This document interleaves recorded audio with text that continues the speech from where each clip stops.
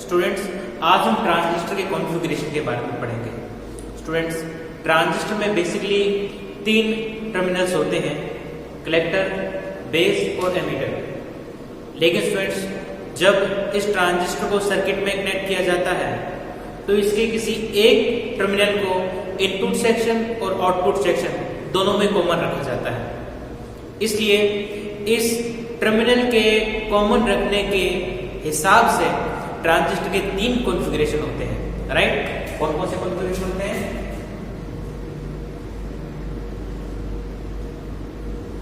CE configuration, CB configuration और तीसरा CC configuration. CE configuration में एमीटर कॉमन होता है,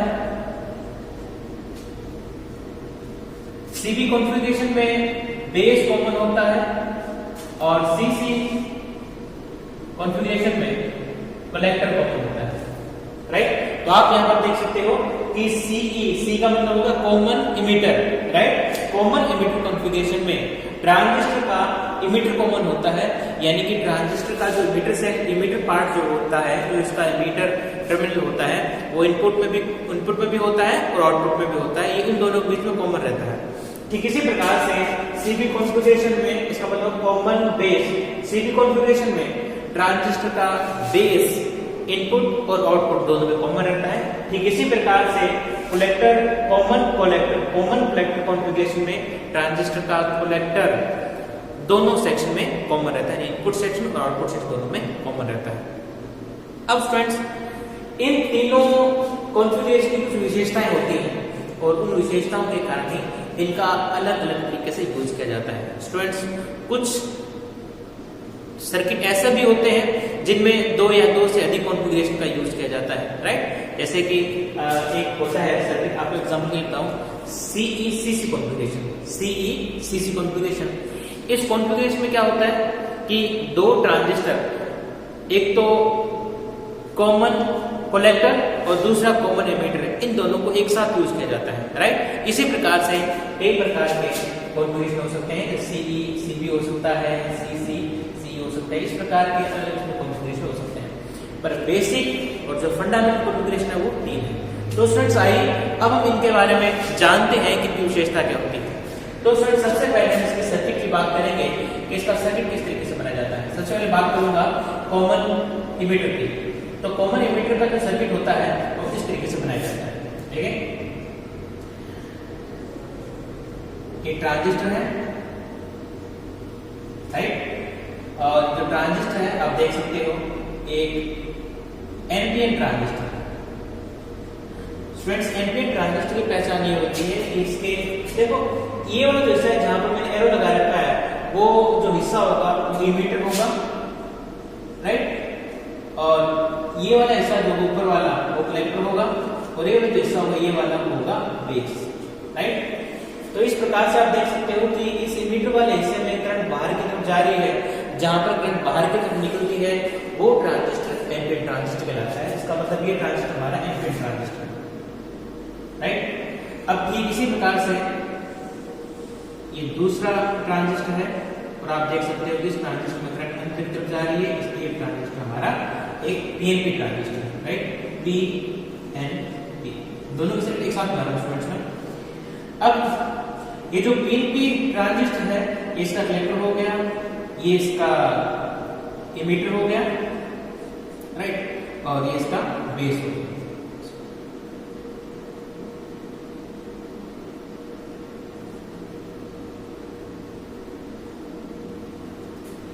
अब देखो,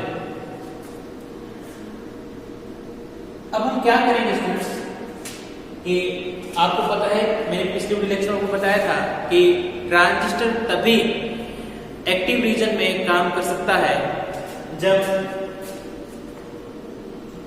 BE, आपको पता है कि ट्रांजिस्टर में 2 पीन जंक्शन होते हैं, एक BE जंक्शन और दूसरा CB जंक्शन। BE जंक्शन हमेशा फॉरवर्ड बायस में रहना चाहिए और CB जंक्शन हमेशा रिवर्स बायस में रहना चाहिए, तभी ट्रांजिस्टर एक्टिव रीजन में काम करता है।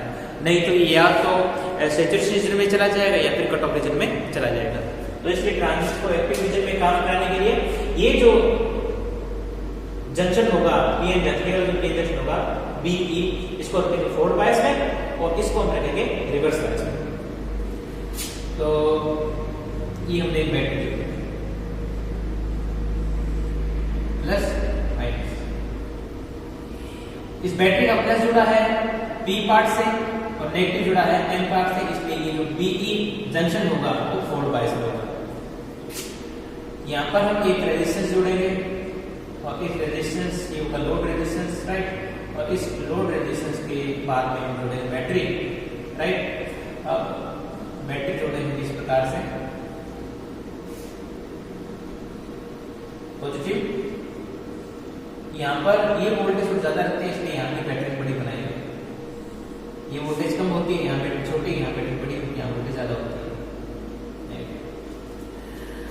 अब आप देखोगे कि ये पी पार्ट है इस बैटरी के पॉजिटिव जुड़ा हुआ है और जो एन पार्ट है इस बैटरी के पॉजिटिव जुड़ा हुआ है, लेकिन स्टूडेंट्स ये जो पॉजिटिवनेस होगी इसकी तुलना में ज्यादा है, क्योंकि इस बैटरी वोल्टेज इसकी तुलना में ज्यादा है, इसलिए इसकी पॉजिटिवनेस इसकी तुलना में ज्यादा होगी।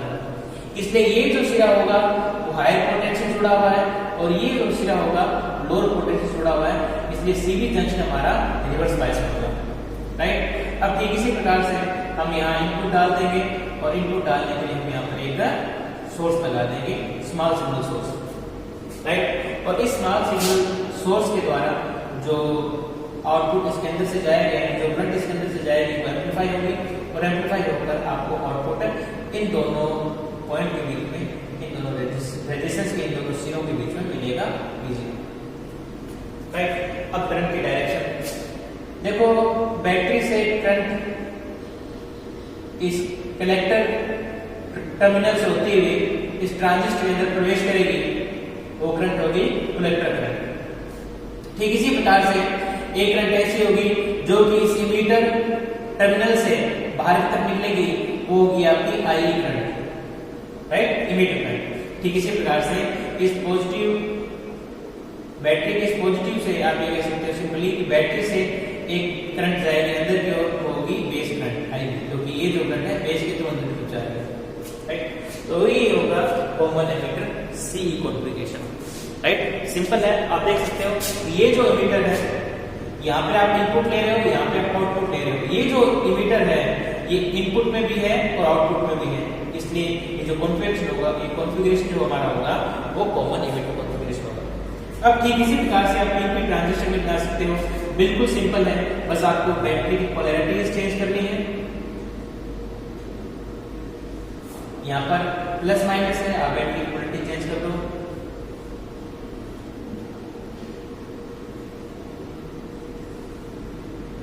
इसके बाद आप यहाँ पर बैटरी की पोलैरिटी चेंज कर दो,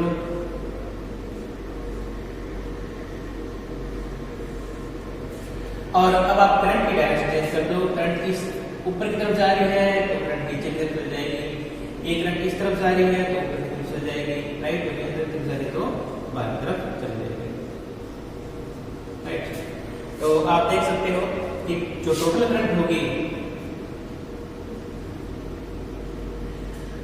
आप देख सकते हो ये दोनों करंट जो है, ये दोनों जो करंट, ये वाली करंट जो है वो ट्रांजिस्टर के अंदर की तरफ आ रही है और ये वाली दोनों करंट ट्रांजिस्टर के बाहर की तरफ जा रही है। और आप KCL किरचॉफ करंट लॉ से जानते हो, अंदर की तरफ यानी किसी इसको हम एक जंक्शन माने तो इस जंक्शन पर 3 करंट आ रही है, 1 2 3, ये 2 करंट जो है वो बाहर निकल रही है और ये करंट अंदर की तरफ आ रही है, तो इस जंक्शन पर टोटल करंट कितनी हो जाएगी, IE = IB + IC, दूर जाने वाली करंट का सम = अंदर जाने वाली करंट, राइट। सेम इसके लिए आप अप्लाई कर सकते हो। देखो आप यहाँ पर देखोगे, यदि आप इसमें जंक्शन मानो तो इस जंक्शन में देखो कितनी करंट आ रही है, 1 2 3, राइट। अब देखो ये करंट और ये करंट, ये दोनों अंदर की तरफ आ रही है और ये करंट बाहर निकल रही है, तो इन दोनों करंट का जो सम होगा वो इस करंट के इक्वल होगा। तो ये जो नियम है वो आप इस पे अप्लाई करोगे, यानी कि KCL का जो नियम है आप इस पे अप्लाई करोगे तो भी आपको सेम इक्वेशन मिलेगी, राइट। अब इसी प्रकार से हम सीबी कॉन्फ़िगरेशन का सर्किट देखेंगे कि सीबी कॉन्फ़िगरेशन का सर्किट किस तरीके से होता है। सीबी कॉन्फ़िगरेशन में हम क्या करेंगे कि ट्रांजिस्टर लेंगे, राइट, और पहले हम देखेंगे एनपीएन ट्रांजिस्टर के लिए। एनपीएन ट्रांजिस्टर बाहर की ओर निकलती है। अब हम क्या करेंगे, यहां पर इनपुट देंगे, राइट, और उसके बाद में हम इसको बैटरी की सहायता से जोड़ेंगे। क्योंकि आपको पता है कि ट्रांजिस्टर को यूज करने के लिए इसको बायस देना पड़ता है, राइट। तो इसको बायस करने के लिए हम यहाँ पे बैटरी लगाएंगे। पहले ये देखो, ये कौन सा कलेक्टर, और ये हमारा हो गया एमीटर, और ये हमारा हो गया बेस। एनपीएन है, ये एन है, ये पार्ट पी है, और ये पार्ट एन है। अब इन दोनों को हमको, यानी इस जंक्शन को हमको फोर्ड बायस में रखना है, इन दोनों पार्ट्स को फोर्ड बायस में रखना है, इस जंक्शन को फोर्ड बायस में रखना है। ये P है, इसको जोड़ दो बैटरी के पॉजिटिव से, राइट, और इसको जोड़ दो बैटरी के नेगेटिव से। तो ये वोल्टेज अपेक्षाकृत कम होती है, छोटी बैटरी लगा दी। अब यहाँ पर ये जो CB जंक्शन है, राइट, ये हमारा रिवर्स बायस में होना चाहिए। तो इस CB जंक्शन को रिवर्स बायस में करने के लिए हम क्या करेंगे, देखो बी जुड़ा हुआ पॉजिटिव से, राइट। तो आप क्या करो, इसको ज्यादा पॉजिटिव से जोड़ दो इस तरह।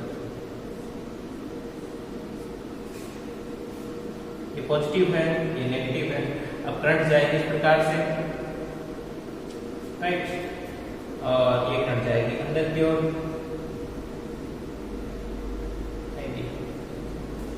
तो आप यहां पर देख सकते हो कि यहां पर हम इनपुट लगाते हैं और यहां पर आउटपुट लेते हैं, और ये रेजिस्टेंस हमारा लोड रेजिस्टेंस RL, राइट। और ये करंट होगी हमारे IC, ये करंट होगी हमारी बाहर निकल रही है, तो ये करंट होगी हमारी IE, और ये करंट होगी हमारी IB। अब आप यहाँ पर किरचॉफ का फर्स्ट लॉ लगा के देख सकते हो कि IE IB plus IC, right. तो इस प्रकार से हमने एनपीएन ट्रांजिस्टर के लिए सीबी कॉन्फ़िगरेशन किया। इसी प्रकार से हम पीएनपी ट्रांजिस्टर के लिए करेंगे। बहुत सिंपल है, बस आपको कुछ नहीं करना, करंट और बैटरी की पोलैरिटी रिवर्स करनी है। करंट को आप रिवर्स कर दो, बैटरी की पोलैरिटी आप अपोजिट कर दो, तो एनपीएन बन जाएगा। अब देखो, आपको पता है कि जो पीएनपी होता है उसमें करंट बाहर, एनपीएन होता है उसमें करंट बाहर की ओर निकलता है, और जो पीएनपी होता है उसके अंदर करंट अंदर की तरफ जाता है। ये पीएनपी है, ये करंट अंदर की तरफ जाएगा, तो ये पीएनपी, राइट। ये हमारा एमीटर, ये हमारा कलेक्टर, और ये हमारा बेस, राइट। अब देखो क्या करना है, बैटरी की पोलैरिटी चेंज कर दो। ये हमने लगा दिया सोर्स, तो ये है प्लस माइनस, और यहाँ पर लोड रेजिस्टेंस हमने डाल दिया RL, क्योंकि इन दोनों पॉइंट्स के बीच में आपको वोल्टेज चाहिए, राइट। आउटपुट वोल्टेज आप इन दोनों पॉइंट के बीच में लोगे, तो यहाँ पर आपने लोड रेजिस्टेंस डाल दिया। उसके बाद में यहाँ बैटरी लगाएंगे, पोलैरिटी चेंज करते हैं, ये माइनस, ये प्लस। अब देखोगे ये करंट अंदर की तरफ जा रही है, ये IE करंट, राइट। अब देखो ये करंट ऊपर की तरफ जा रही थी, तो यहाँ पर ये करंट नीचे की तरफ जाएगी, IB।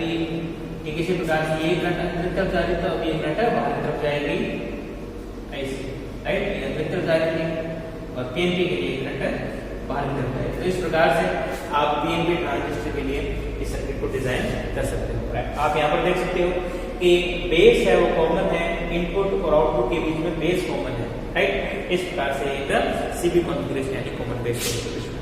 अब लास्ट आता है हमारा CC कॉन्फ़िगरेशन।